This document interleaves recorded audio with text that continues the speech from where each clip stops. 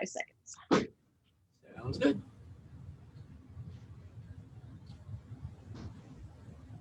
And there I see us. Hi, everyone. It's Sariskin from Montier with the Murder of Dukes interview series. And tonight I have Duke Malcolm from Aethelmearc. I think I pronounced Aethelmearc right.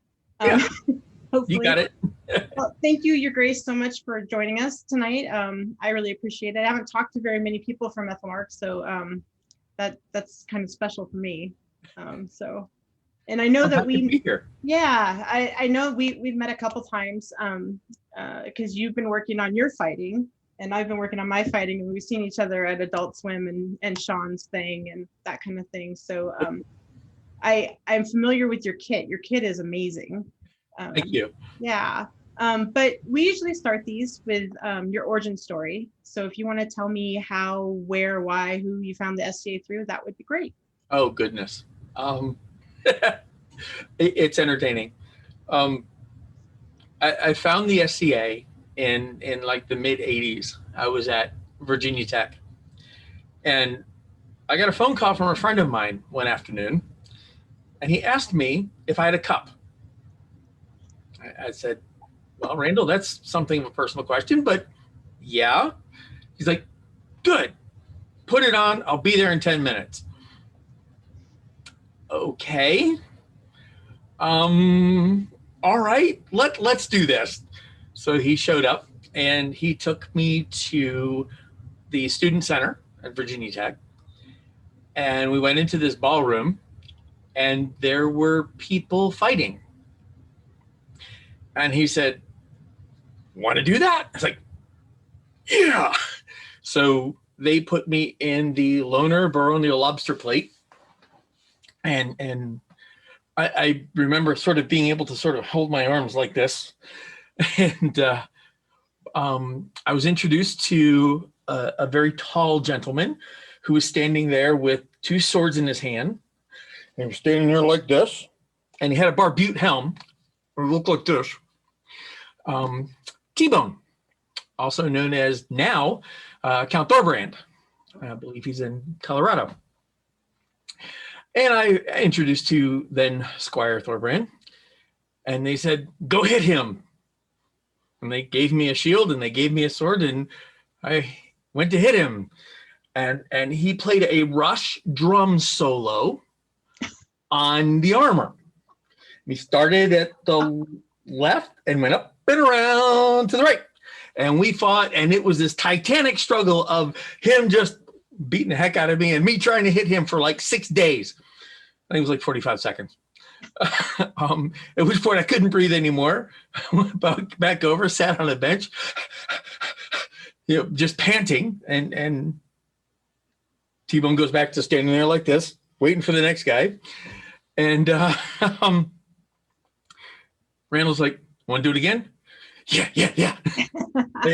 and the rest of that day was a blur. Nothing but just fight. And I had bruises all over from the armor. From the armor. Thorbrand was amazing, right? So he fought in just such a way that he let me know where I stood as far as skill set, but he also taught me, right? The first thing was just engagement. And then after that first pass, it was try this. And it became the conversation that fighting is. And I never looked back. It was, that's when I jumped in, and that's where I started. I was told that there was more to this than just the armor. And I went to and this was at Virginia Tech is Black Diamond in Atlantia. And I went to a business meeting, I think the next Thursday, met some folks that just, it's, when you find your tribe, you find your people. I found friends there that I have been friends with ever since. So that's 80s to now. I can't do that math. It's too big. So that's where I started, and it's just been a road since. Wow. Okay. So how long were you in Atlantia? Till 1998. Okay. So quite a long time. Yep. was. Did you hook up with someone as a mentor, like a fighting mentor? I did. So the first couple years, so I was taught, and this was interesting because in Black Diamond, it's a university. It was a university. So the barony lived on the ability to recruit, train, and churn. And since then, Black Diamond has gotten a lot more roots into the community, into the local area. So there's more consistency now. But at the time, it was all students, right? It was all Virginia Tech, with a couple students from Radford and like one or two people in Roanoke, but it was all college. So within 6 months, I was taught that, you as a fighter, the first thing you do is you learn to give back. So you became a marshal. That was just sort of the thing. And I met some folks that were in that space. I became a marshal. I became deputy night marshal. I then became night marshal. And I hooked up with this group of friends who were like 6 months ahead of me in the SCA. We're on par in our college career, but they were like 6 months, almost a generation ahead. And that's where I started. And that's where I actually met the knight that was stupid enough to squire me. That squired me. But the good friends, Baron Miles and Lord Angus were my roommates. And then we met, and Miles was a squire to Sir Lorik Bane. Lorik thought that he could polish off some of the rough edges. And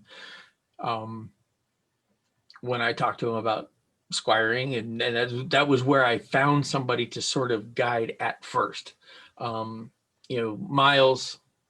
and Throckmorton and Thorbrand and all these guys were, looking back now, right, they were all raw. raw, right? But, that 6 months makes a huge difference. So, you learn, and then you teach. So by teaching, you learn. And then, that's kind of where it started. So I'd hooked up with folks then, and that relationship sort of continued throughout, right? So. Yeah. Did you start out as a sword and shield fighter? Sort of. So I did start out sword and shield because that's what they put on my arm. And then I found greatsword, which was really cool, and I felt comfortable with. And then I found two sword, and I did two sword for 5-6 years. And that was it, right? Two sword was it. It was the thing. Lorik was a two sword fighter, is a two sword fighter. And I knew Lorik was going to be the guy when he taught me how to prepare for my authorization over the phone. He said, all right, take your left hand, put it straight out in front of you, but touch your elbow to your belt buckle. Okay. Turn your wrist to 2 o'clock. Cool. He said, now shift your hip forward. See how that starts to swing? And Lorik's got like this Sam Elliott voice. So you picture this Tennessee boy just sort of giving you this lesson over the phone, but he could speak my language. And he literally taught me combinations. We must talk for like 2 hours at night. And he taught me combinations, 3 or 4 good two-sword combinations that I practiced and did really great with on my authorization. I might have swung near the guy. But that was it. Two-sword was it for the longest time. So he would teach you combination stuff over the phone? Yep.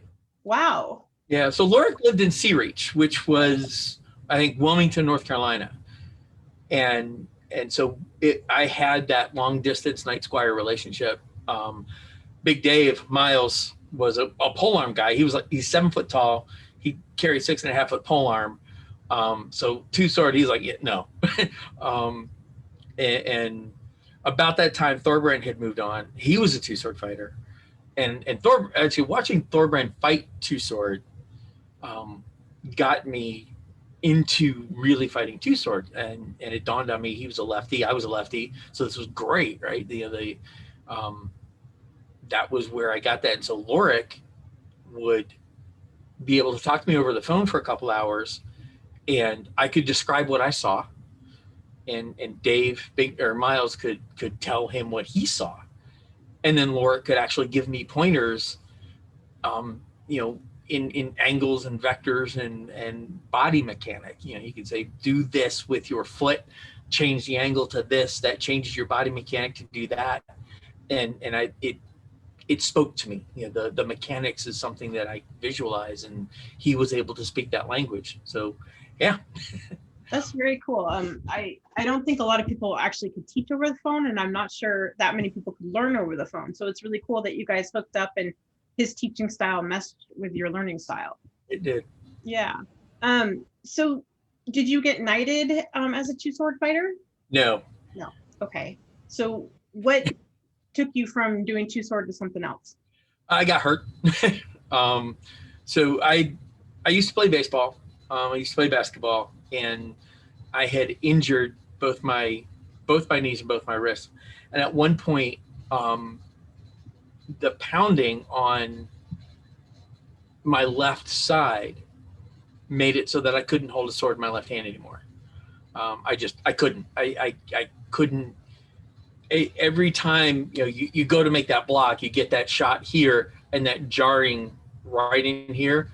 I just could no longer hold the sword. I was literally throwing my left hand shots like whips. I was whipping my arm because it was the only thing I could make it do. And I had to stop. I had to stop using that hand. So I strapped a shield on it, or it was like, what's that thing? And I had to transition to being a sword and shield fighter. About that time, I moved to Tyrion, which is in the area of Virginia Beach. And I met some folks there and a household there that sort of took me under their wing, and they were all sword and shield fighters. That's I pretty much have been, my primary weapons form has been sword and shield ever since. So you're a right-handed sword and shield fighter. I have to fight right-handed, yes. Okay. And how did your training change when you moved to Virginia Beach and you hooked up with this other household? So the intensity changed. Lorik, and it was actually, so you'd mentioned earlier you spoke to Christoph. It's his household that, okay. It was excuse me, Duke Bedford's household that were there, and Tessa, who was my lady at the time, was also a member of Bedford. So she introduced me to Mike Squires, and we hit it off, and that's where the training started. And the training style was different. The intensity of practices was different. There was less talk about mechanics and less analysis of the details, and more just go do it, right? Learn by osmosis. One of the best teachers I ever worked with was Lord Derek, and he was Michael's sergeant at arms at the time. And Derek has one of the best analytical minds I've ever met or I've ever seen in action. One of the best tacticians, and he was a minimalist. His fight was very crisp, very short, very tight, and it's where I got, the goal there was don't get hit, right? It was less win the fight and more out survive your opponent, and wait for the right shot, wait for the right time. But it became practice 2-3 times a week, and the practices were very different. The focus was very different. Both styles spoke to me. This was the style that was there. I try to sort of fit in wherever I can. I try to learn everything, right? Wherever I can go, everybody has something to teach. And when I got there, Lorik was still down in North Carolina, but he was looking to move to Atlanta. Miles had moved to Connecticut, so a lot of my family, my core, had moved away and was living somewhere else. And these guys, the training style was constant. Every week it was, let's pull out the acorn. Where are we going to go this Friday? Right. What are we going to do? Practice was Tuesday night, Thursday night if we could. And then you'd fight on the weekend. So that was a big difference. Yeah, that's kind of cool that you got the technique training first, and then you were thrown into sort of the gauntlet. Like Christoph talked quite a bit last night about what it's like to be a Bedford Squire, and it sounds pretty tough. I mean, you sort of get thrown in and sink or swim, right? You do, but you don't. And Christoph's an amazing guy, and I think every Bedford Squire's experience is different. But yeah, you get thrown in, and it is sink or swim. But your family's there, right? The Squires, it's almost always the Squires versus the Knights, and the guys help you. I've made lifelong friends. Derek, Count Andrew, Finn, Alonzio, all these guys that live up here now. These are guys that I've known for 30 years and have been instrumental in everything that I've learned. And that environment of you don't talk. We're not here to talk. We're here to fight. We can talk, over beers while we're playing cards, but here we're here to fight. And I have a very analytical mind. I have zero talent, zero. Everything I've learned has been, I call myself a blue collar fighter. I've had to work for everything I've done. And it takes training to do it. And that really made a huge difference in my capabilities to learn. Lorik really jumped it for teaching me how body mechanics work and how it becomes part of what you do. And then that translated to the intensity of the doing that was fighting in Virginia Beach. Yeah. So did you add to what you were doing with them on your own, like with Powerwork and stuff like that? Always. Yeah. So Powerwork, I hate Powerwork. It is boring. It is also critical. I'm a huge proponent of it. One of the things Lorik had taught me many, many, many years ago was you never go more than quarter speed, because Powerwork is about form. That stick is never going to hit you back. It doesn't matter how hard you hit it. The only time that you really want to unload on it is if you're trying to get the flow and see if the flow of full speed is different than your form. But 90% of Powerwork is about form. And I would go out, I'd go to practice and I'd fight Big Gene or Andrew of all people. Andrew was one of the ones where I could not understand what he did. Right? It took me for. He's got no spine. If you've ever seen the clay animation of Gumby, that's Andrew. He's 6'5". He's got arms that are 14 miles long. He can outreach a spear with his sword. I do not understand this guy's mechanics. So I would go home after practice and try to figure out just what he was doing. How could he hit that hard and not move? So yeah, Powerwork I would watch. We didn't have video then. So I'd watch the guys fight. You do your bit, right? And then you go sit down, you watch everybody else fight, and you that's where you learn. That's where if some of the other knights from Atlantid would come up to fight with Mike, you'd watch his Grace fight, and you'd watch him fight these other knights and counts and dukes, and you would just get this buffet of skill that is like going out, you've been to Sean's, right? It's the same thing, right? You go out there and you get to see these guys just go. So yeah, sometimes it's hard to choose, if somebody's two people that you really want to watch fight are fighting each other. and you're like, should I watch it or should I go fight myself? So it is hard. But I like kind of what you said about being a blue collar fighter. Can you talk about a little bit about some of your struggles to become a better fighter and how you overcame those? Oh man. So all the struggles that I've had to overcome, I'm still overcoming. The biggest enemy I have, the biggest struggle I have is up here. I do not accept that I'm a good fighter.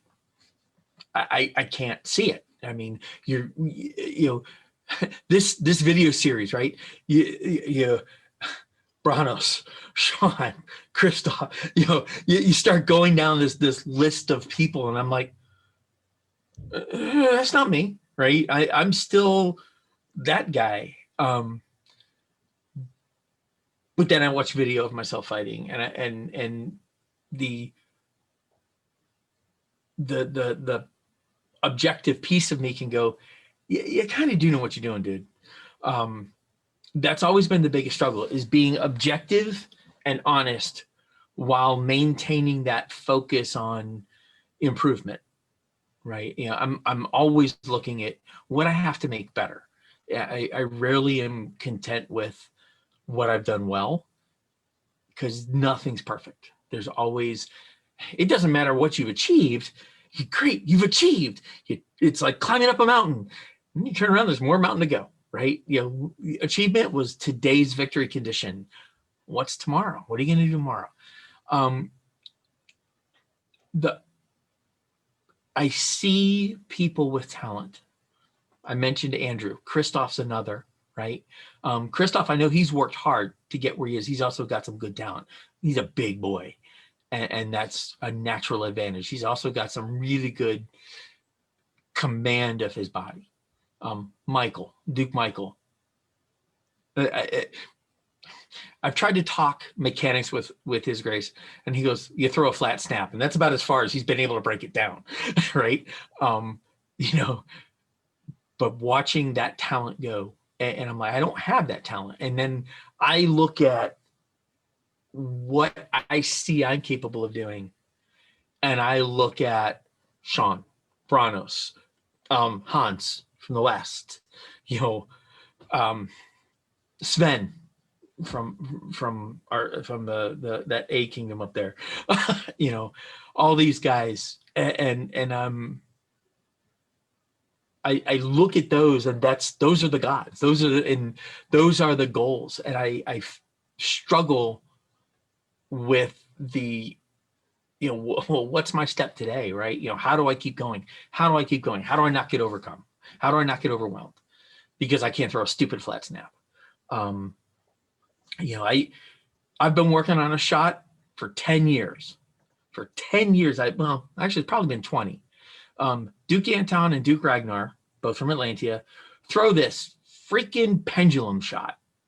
And I have been working on that. And they're both lefties, and it's a nice bread and butter shot, and it's all about body mechanic. And I have tried, and His Grace Ragnar is a great friend. He's a great guy. He sent me a video of what he's doing. I was finally able to break it down. Still can't throw it, but I still work on it. So the struggle is always, for me, the struggle is always here. It's never, when I first started out, my targeting zone was like this. And as you practice, your targeting zone gets tighter. When I first started out, my timing was terrible. Now my timing is better. I've learned the Jedi mind tricks. I've learned to read people. So all of that has coalesced, but there's still always that much more to do.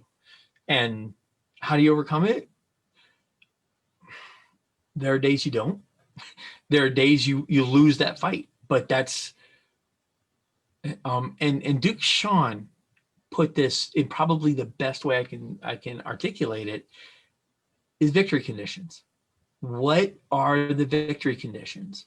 And practice, right? You go to practice 100 times more often than you go to a tournament. So what is your victory condition for practice? It ain't the win. right? Because nobody wins practice.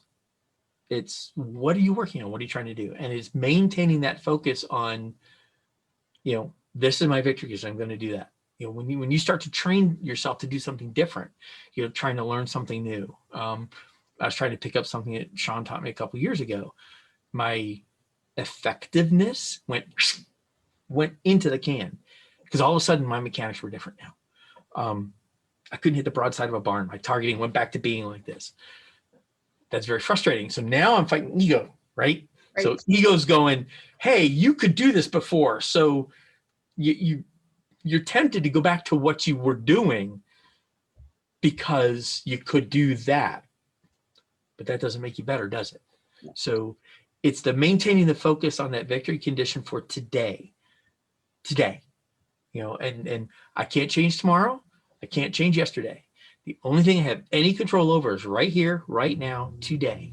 And that is the best tool I have to overcome the challenges I have. Sometimes it works.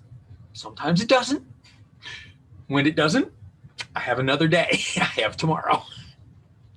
I think it's so important to be willing to take the step back, to take the 3 steps forward, and being able to check your ego, before practice at the door. So, and it's so nice to hear that people at your level and at His Majesty Ansioria's level do that all the time.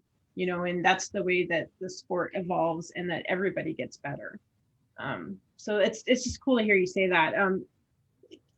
When you say that the biggest thing is your head, I'm wondering, did you ever suffer with tourney choke? Is that something you ever had to overcome? And if so, how did you do that for yourself? I have tourney choke now.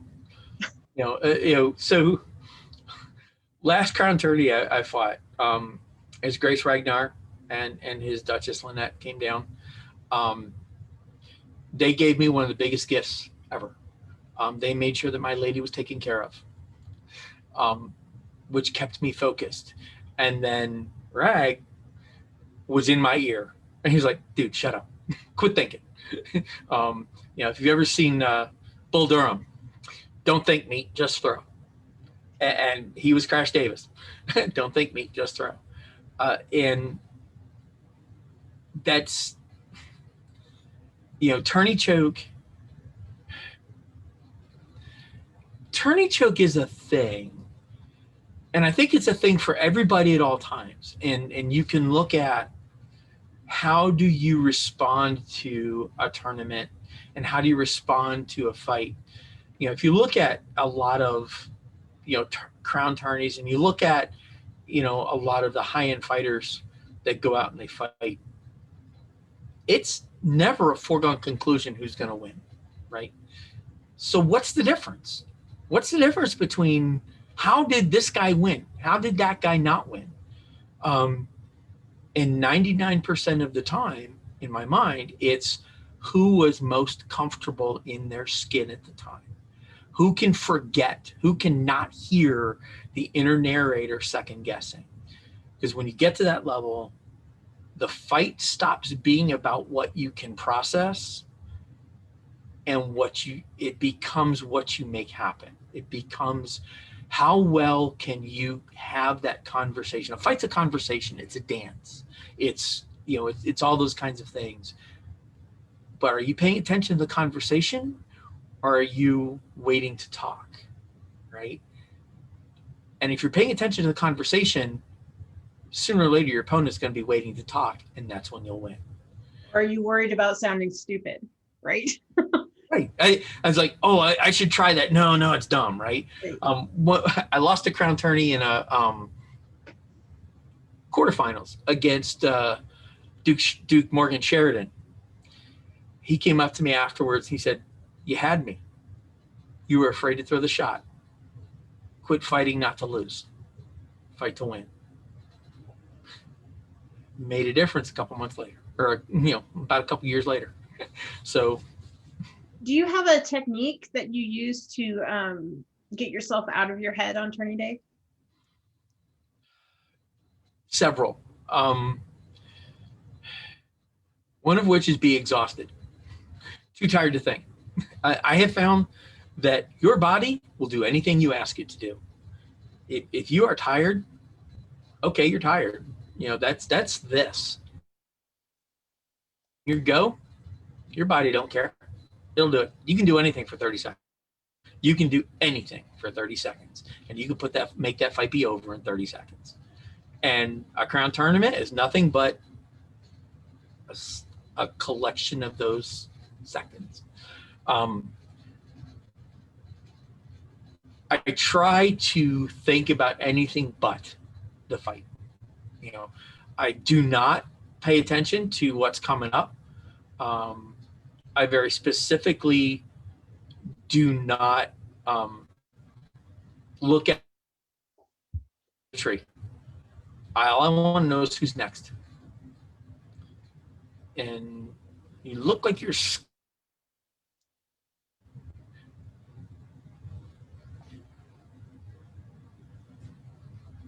you still there? Yeah, I'm here. Okay. Okay. Things kind of froze there for a second. Yeah, they froze, and I'm like, did I lose him? But that's what I do is I have when one of my squires will go watch the tree, and he will tell me who I have now, who's coming up next. That's it. That's all I care about. I will walk around. I will watch other people fight. I will get invested in watching people I know how well they fight, and I will be happy for everybody who's fighting well. And the only fight I care about is the one I'm in. And that has been the biggest trick is don't care about what bracket you're in. Yeah, I got the bracket with all the Dukes. Okay, cool. I feel sorry for them being losers. You're going to get in your head if you think that way, right? I've got all these guys I've got to get through. No, you only ever have to get through one person, the person right in front of you. That's it. It's the only one that matters. However that fight goes, everything else will fall into place after that. That's the fight that matters because it's the only thing you have any control over. And it's staying there when you're sitting off to the side. That's the trick. So a lot of people have the issue of where they fight to their opponent's level, or like their best fights will be against Dukes because the Dukes raise their energy. Do you have any advice for somebody that has that issue? The best advice I have is there's two ways. Everybody responds differently to how do you trick your mind, right? So, it happens in any sport. You talk about any sports ball team. They get the low end of the division. That's the game they lose, right? The undefeated Steelers lose to, things like that, right? Why? Were they ready? As a fighter in a tournament, you're not there to be nice. And that's one of my struggles, right? I want my opponent to have fun. I do feed off my opponent's energy. If they're having fun, I'm having fun. If they're having fun, it's a struggle for me to enjoy the fight. In a tournament, I have to disengage from whether you're having fun or not. And it's whether my lady is happy. That's what I care about. Is my lady happy? Is the person I'm championing happy? If I'm not fighting for my lady, is the queen happy? That's my tool. That's the tool I use. Is my lady happy in a tournament? It's the only time that it matters. And at that point, you get my A game. And you might have only been fighting for 6 months, but you're in a tournament now. There are no training wheels in a tournament. The Dukes never took it easy on me. And this is a tournament. This is where you earn you earn it. You beat me in a tournament. If you beat my A game, yay for you. If I dial down and you beat me, that steals your victory. That steals the flavor. So you deserve the best fight I can give you, and that's what you're going to get. Very cool. So let's rewind a little bit. Sure. Did you were working with the Bedfords? Did you get knighted soon after that? No, No. I didn't get knighted until I came to Aethelmearc. Okay. Um, Um, you want to talk about that? I just yeah, when I look at your OP entry, you got your AOA in like 1990, and then Yep. you got knighted in 2000. Um, and that's, I don't think that's that long. But you know, you won crown 5 years later, so you were already really good. Um, so we want to talk about your journey to knighthood and changing kingdoms. So the journey, yeah, so the journey to knighthood was a chore. And I really shot myself in the head the last couple years, the same way a lot of people do. I got caught up in getting the approval.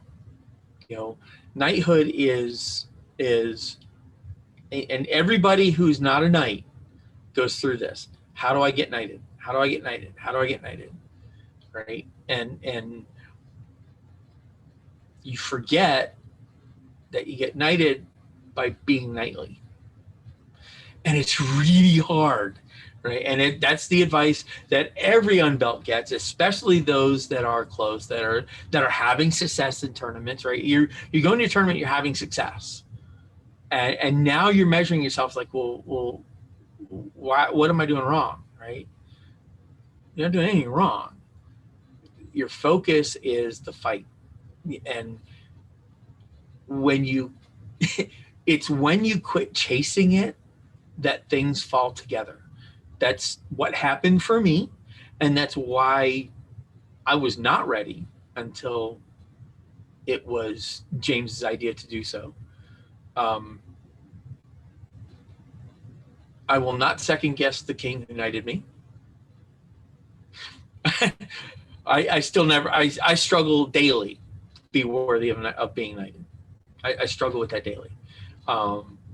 And but you know, doing it from a position of being knighted is a lot easier than when you're not. So I recognize that. One of the really kind of interesting things, I think, is that most people do go through that, right? Like, where they're, you know, a top unbelt and they're kicking ass and they're like, why not me, right? What am I doing wrong? And then these same people, they get knighted in 2, 3, 4 years into their knighthood, 20 years almost in my case. You're every day you're trying to be worthy of it, right? Like it's this total shift about how you're looking at yourself and how you're not comparing yourself to anybody else except for you, right? Like it's just, what are your own standards for yourself? And I it's easy to say when you already are there, but I wish, you know, people on the path could sort of do that earlier, because I think it would be a lot less painful. Yeah. I agree. Okay, there you go. Yep. I agree. And that's, you're absolutely right. And it is the shift that every knight makes. And there are certain things that you can tell someone until you're blue in the face, but they never really know until they do it. It's like being king. You have a really good idea of what it's like to be a king, but you don't know what it's like to be a king until you've done it. It really is that different. You've got ideas, you have a concept, but there is an understanding of the responsibility. And when it comes to being a knight, it's the same thing. As an unbelt, be knightly. And they look at you like, what's that mean? What does be knightly mean? It means what is knightly to you? You know, what when you look at these knights, what do you expect? Not what are they doing? Don't look at Branos and say, I want to be that. Don't look at Sean and say, I want to be that. Don't look at Hans and say, I want to be that. They are the knight that is Branos, that is Sean, that is Hans, that is, you know, Brian, that is, you know, they are them. I'm not Michael. I'm not Girth Oldcastle. Those were the two key influences I had, right? Between Girth and Michael, they gave me both sides of the coin, but I'm me. And how I do night is me. And every unbelt has to understand that you have to define night for yourself. Do that, and it will be recognized. You know, fight's fight. That's just mechanics, right? That's just doing the thing. And if you love what you're doing, which, you know, hopefully you do, because if you get knighted and you don't love it, you're not going to stick around anyway. If you love what you're doing and you're working on yourself, I mean, that you're already being knightly. So really what color your belt is doesn't really matter. And eventually it will change. So interesting. It's interesting. So tell me about getting offered. Was it a surprise? Oh yeah. Oh yeah. I was, it was at coronation. James and Elena's were stepping down, and Cygnus and Dorinda were stepping up. And it was also the week before my birthday. Oh. And I did not want, and Tessa had made comments about having a birthday party. And I don't social well. I said no. So Tessa was up to something, and I had been, she played it very well, convinced me that there was going to be a birthday party. There was a reason for one of my scribers to be in town. I bought it hook, line, and sinker. You know, my squire brothers and my friends did everything they could to distract me. And I was taken to Friday night. I was told that, and I was actually King's champion. I had won it, or I had been named King's champion, or excuse me, Queen's champion, heavy champion. And I had been told that someone had insulted the Queen. And it was one of those things that it was actually moderately serious. And I knew James was rather headstrong. And Elena had wanted me to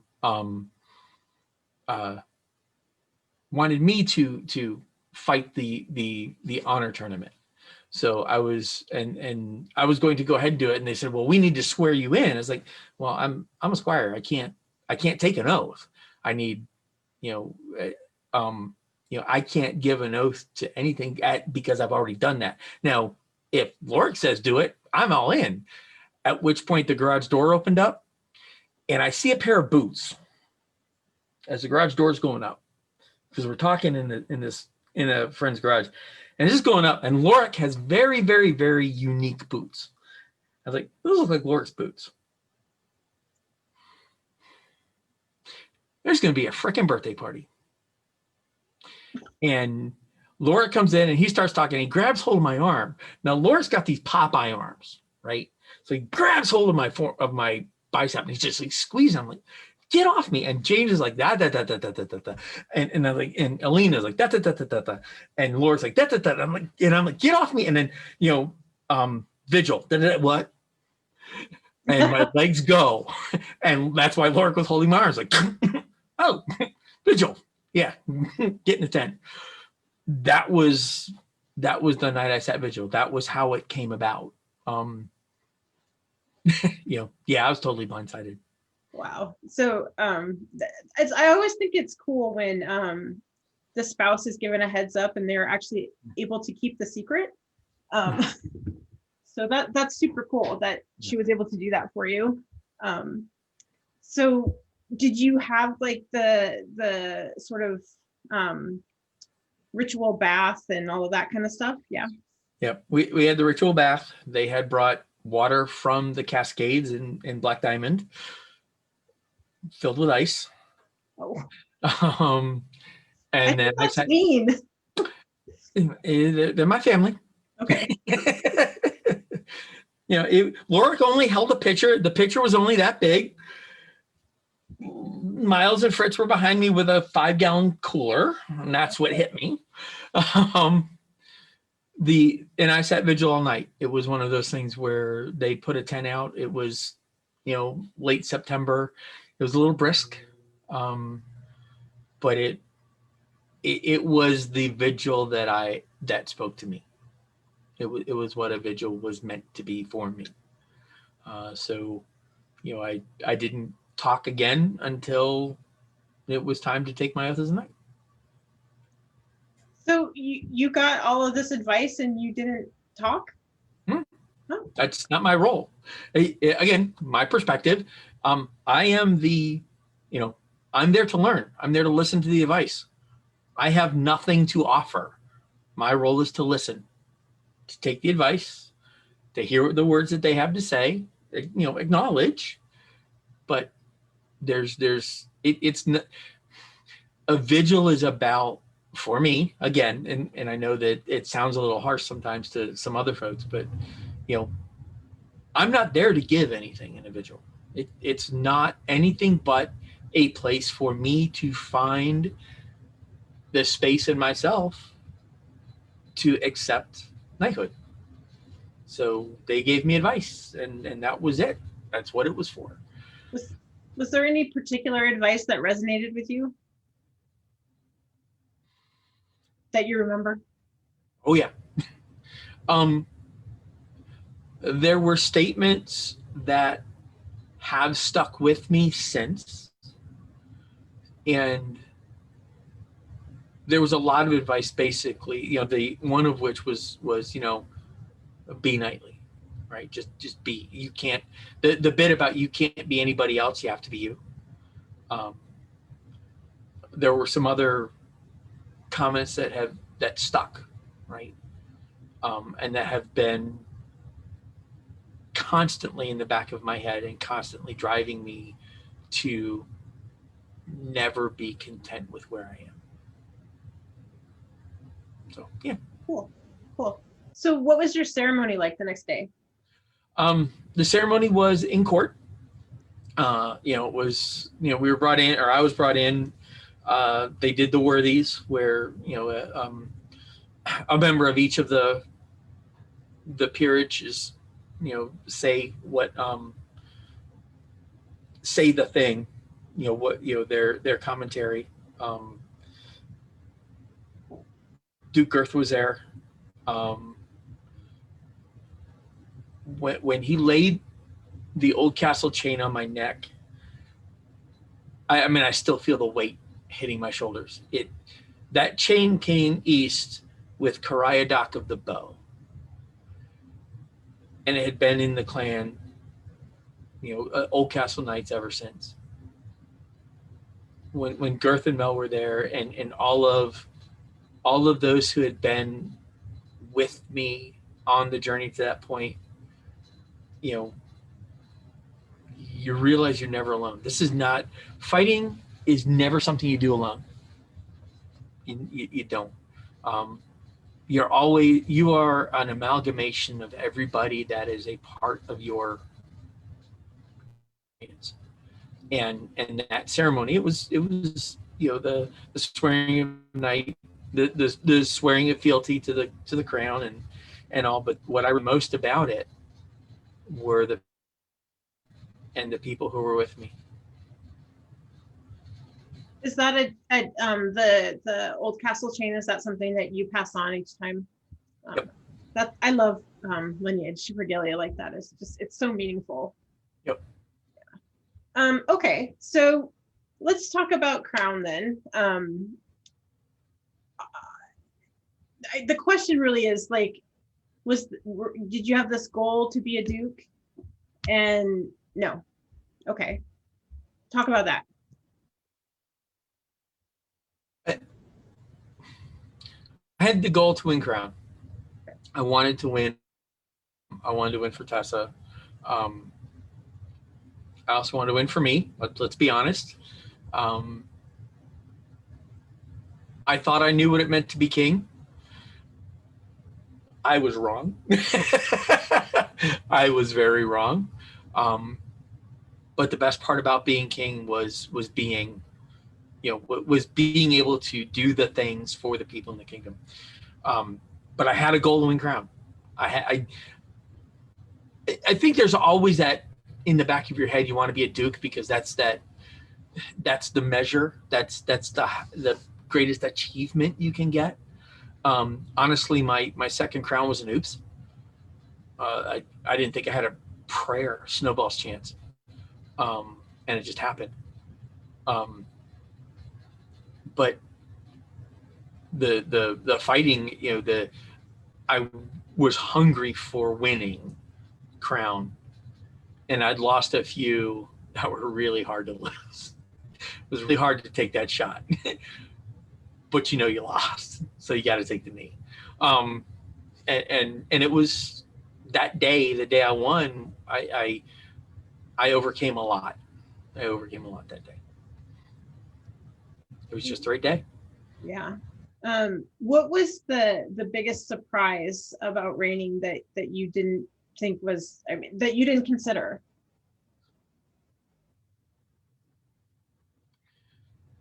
The biggest surprise was a lot of the challenges that go into the job that is the crown. As crown, your job is to make the magic happen. You are the kingdom. You are the symbol of the kingdom. You're the voice of the kingdom. That means you have to be the voice for everybody. Good luck with that. Right. And there are times you've got to do the hard thing. And there are times that you've got to be the jerk. And you have to wear it because that's the right thing. I didn't realize how challenging that really would be and how much you'd have to do it. That's what I didn't expect. I figured, there'd be tough days. There were some really tough days. But, there's the joy of doing the thing, right? The joy of watching people's eyes light up when you can spark that magic, because it's in your hands, right? If you do it right, people walk it, you see the eyes just blow, and you will be the first king that some people see, and they will remember that day with joy or not, and that's up to you. What was you said, interacting with the people was the best part, but specifically, what's your favorite part about reigning? It's a cop-out to say the awards, but that's close. What's really the best part is when you are able to make people feel appreciated. Awards do that, but there's more than that. There's when you do things as crown, sometimes it carries a little more weight, and sometimes that people see it and they feel it a little better. The crown gives you, you can't lift people up lift people up if you're not on that pedestal. So when people put you on that pedestal because you're the king, and you reach down and you take the spotlight that's on you and you shine it on them, and they feel the appreciation and they feel the acknowledgement. Some people like the public acknowledgement, some people like the private acknowledgement. Public isn't always good for a lot of people. So knowing how to do that, but being able, especially those people that do struggle with that struggle with court, and being able to still bring that magic to them and let the kingdom be about them for that moment. That's worth all the pain. That's worth everything, because there's no measure for the magic, and that's what this whole group's all about. My opinion. That's cool. Your third reign, was there something that you wanted to do there, or? There was. The third reign was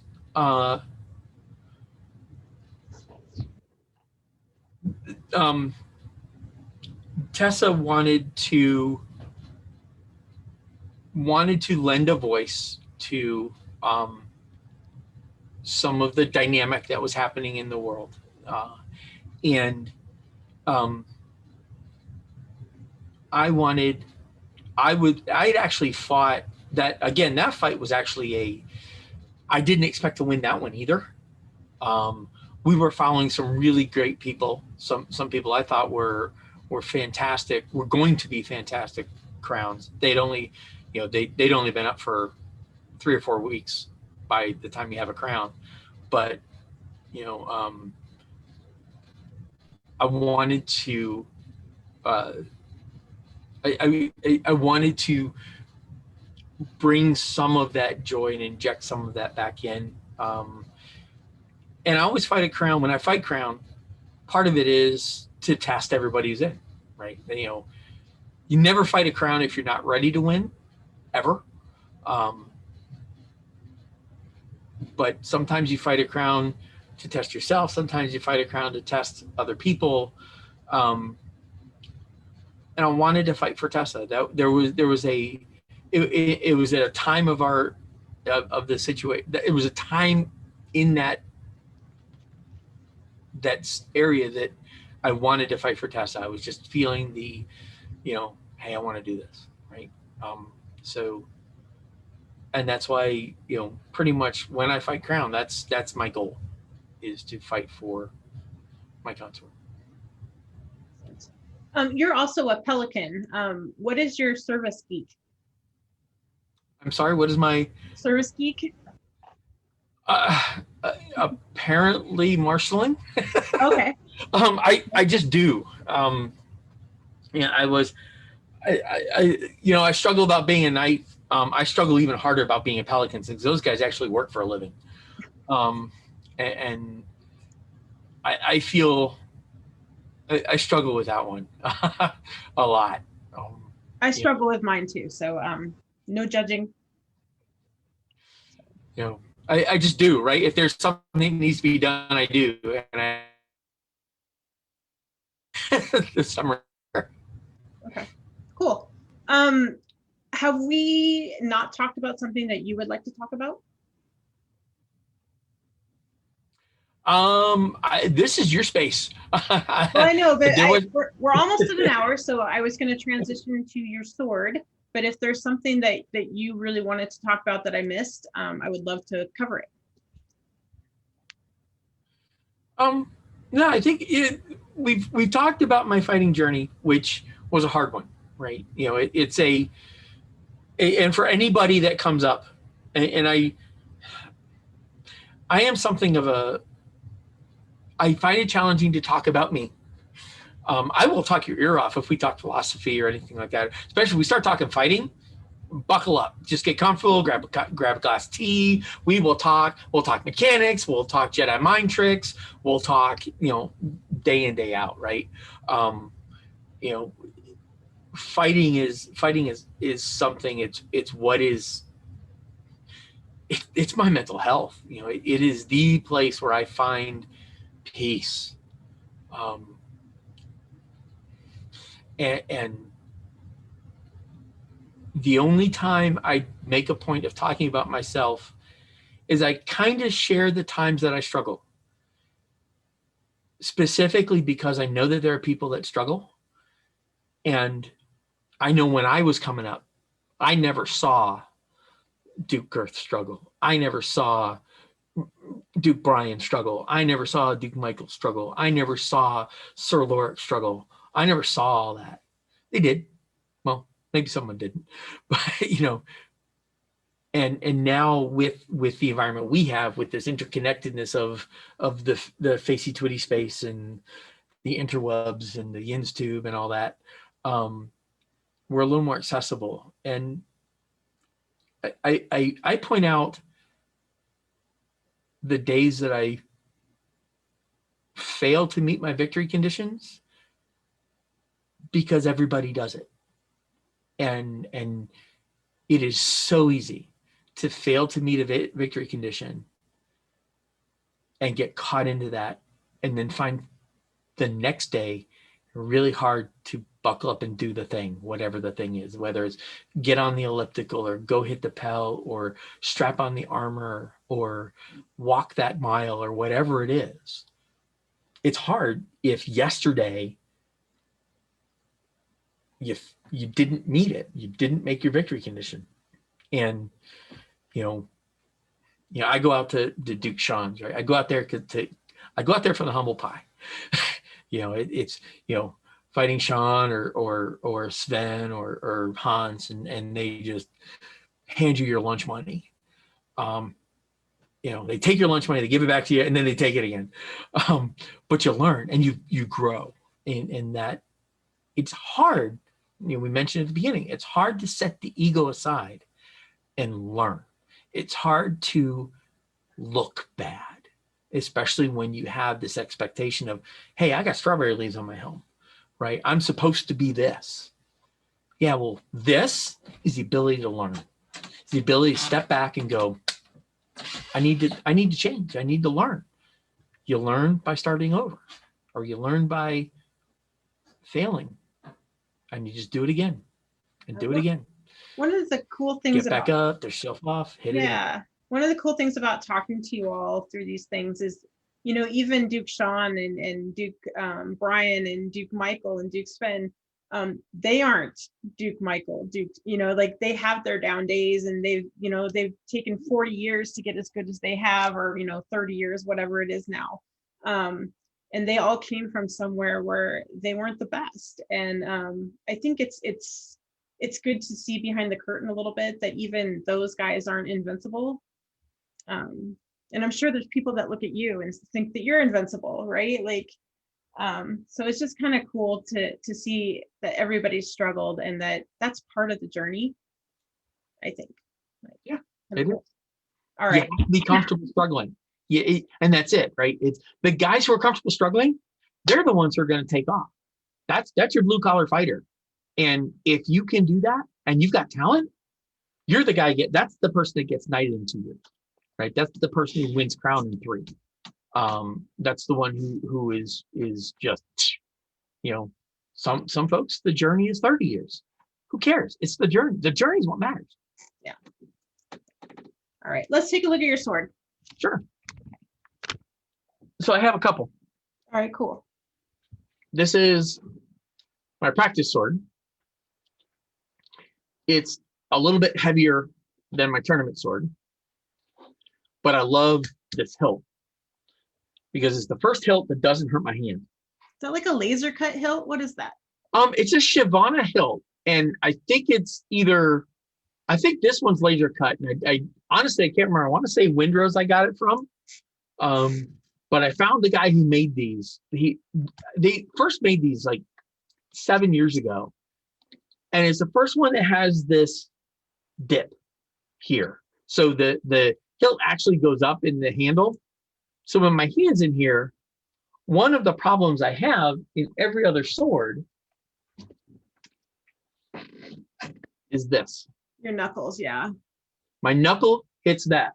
And my glove, I go through one of these about every year. That looks a lot like mine. Because of that. And I've got this giant scar on here from constantly all of the blocks that come in and bash that. That doesn't happen with this. Very cool. Because that sits up there because of the angle of this. It actually sits in my hand the way a sword's supposed to. And I can practice with this. It's a little bit heavy for a tournament sword. It's thumpy. If you ever need a real thumpy sword, this works. But this is what I practice with. How long is it? 37. And basically, if I extend my arms down, it just brushes the ground. Do you have a thrusting tip? Not on this one. I only do it when I'm fighting people that have thrusting tips. Okay. I grew up that, thrusting was not fighting. That was sort of the mentality. It's part of the fight, thrusting tips, it's there. So You need to be able to use them. I can use them. This one does. So this is one of the 2 tournament swords. It does. It's there. If thrusting is part of the game, then it's hard to dissuade a thruster from thrusting if you don't have a thrusting tip.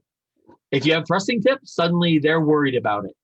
And it brings it back to you. It brings the fight back into the level you want.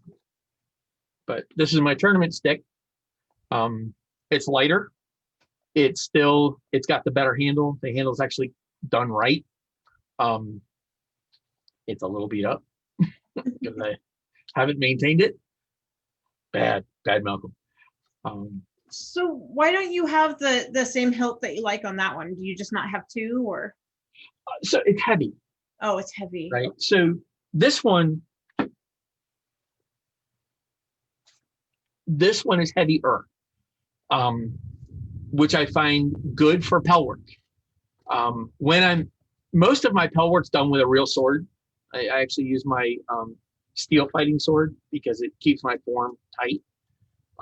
But when I want to, you also have to practice with tanks. You got to get used to what you're actually going to hold. This, though, is just a little bit too heavy for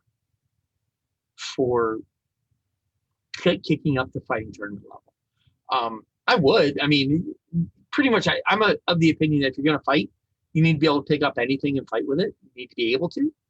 This is close enough. But if I want to win, if I want to give the top game, I'm going to grab that one. Okay.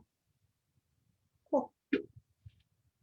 Do you do anything special with your tape, or? With the tape, not really. They're basically the way these are done. I always use strapping tape for all these things that have tangs and stuff. People use, like the hose clamps and things like that. I've found those things break left and right. They're just crud. You take strapping tape, wrap it inside out so the sticky side's out, make rope out of that, wrap that around. That lasts forever. And that's what I do there. I cut a sword handle. I don't know if it shows up here, but I can see it dips. Yeah, so this actually mirrors my steel fighting sword. Oh, cool. Handle's the same. And your sword should, right? There's a reason swords had the handles they did, because that worked. It was ergonomically convenient and ergonomically successful for people whose lives depended on using that weapon. So they kind of knew what they were doing. And I found that when I started carving my swords to match sword handles, it made a difference. It makes a big difference in my hand endurance. Just the ability to do the right things with your fingers when you're fighting. Super cool. Yeah, that's one of the things, like when people don't realize they have to cut their sword handles, I always feel bad for them because I don't know how they do it. But yeah. All right, well, let's do the final 10. What event have you never gone to that you would like to go to? Sport of Kings. Cool. August 2021, 19th through That's the 22nd. what I hear. If we're doing things in August 2021. All right, cool. If you could fight anyone in the world, who would it be? Oh my God. I've been able to fight just about everybody I want to. But thanks, Sean. I honestly cannot think of anybody that I cannot find a way to get to fight. You know what? I would love 10 passes with Duke Girth at his prime. He's passed on. I would love 10 passes with Girth. That's a good answer. That's good.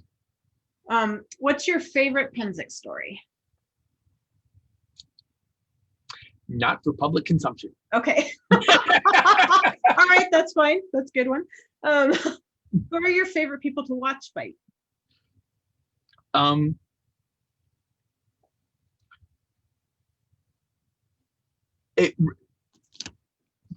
favorite people to watch fight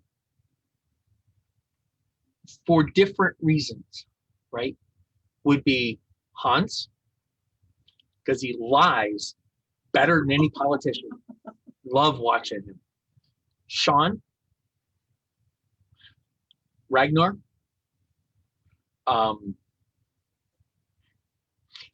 Michael, and we can just start listing off, Great. you know, but those three, just off the top of my head, are the three, because they're all three different styles. And Sven, OG Sven, those four, because the styles are all different, and they all have something very, very unique that they bring to the game that being selfish I can absorb. And they love to fight. The joy of fighting in all of them is it spews out like a waterfall. I love watching them fight each other. Oh yeah. Whenever like Sven and Sean fight, or Hans and Sean, or Hans and Sven, I always have my camera out, always. Oh yeah. Do you have a hero or a mentor in the SCA, and if so, who is it?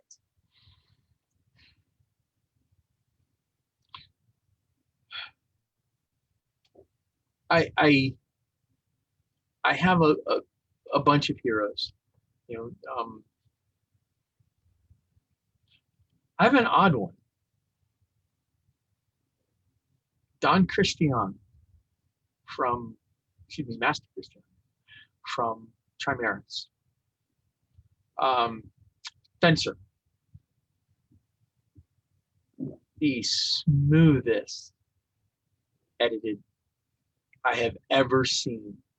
His mechanics are like watching Baryshnikov. And if I ever had I took up fencing to be able to move like that. And the brick that I am will ever get there, but that is a goal. So if I had to pick a hero or something that I target, that's probably the closest I give you. There's a lot of people, we've mentioned those names, but Christian would be something I would name. Cool. If you had to recommend one event in your kingdom for someone out of kingdom to go to, what would it be? You mean other than Pennsic? Other than Pennsic, yes. War practice. It's mini Pennsic. Cool. You know,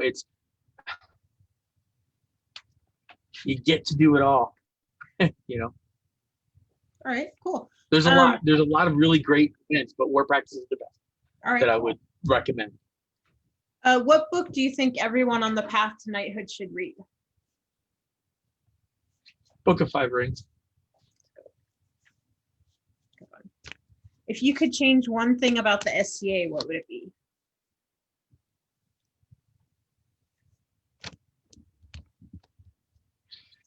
Wow. You can pass if you want. No, I know it. It's peerages, how they're done. I would love to go back to 1968 with evidence of where we are now and give them a redo. I'm not sure I have the right answer, but I think that could have been, I think the way we build that structure could have been better. We've made the best of it, and the SCA has built an incredible society and an incredible origin around who we are and how we are.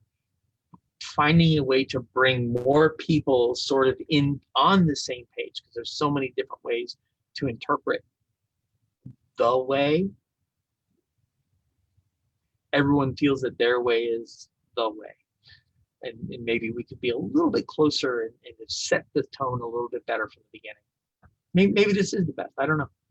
I just don't think they had any idea how it would grow and expand, and they did great, right? What's your favorite in-kingdom tradition?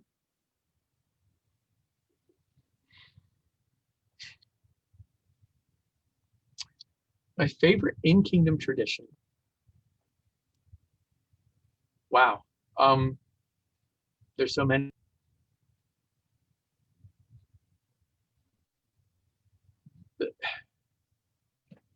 Aethelmearc's focus on service.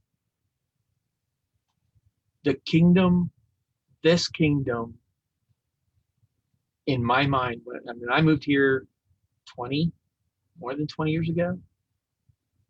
And then, Aethelmearc was just becoming a kingdom at the time.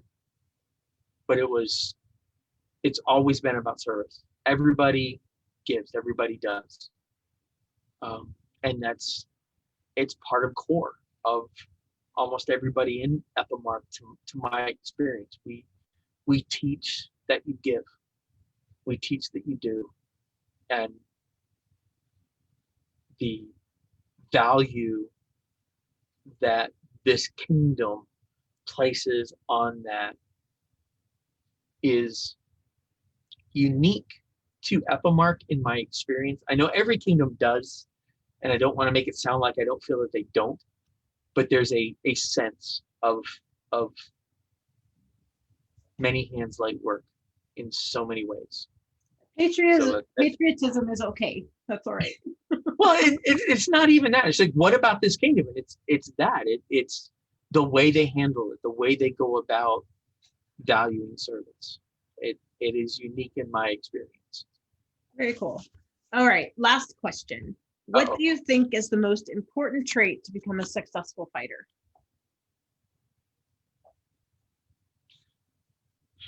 Objective humility. Being able to look at what you don't do right within the framework of accepting what you do right. It's very easy to think you totally suck. It's very easy to think you're a god. Very difficult to accept that you're really good, but this could be better, and not fall down either one of those two paths.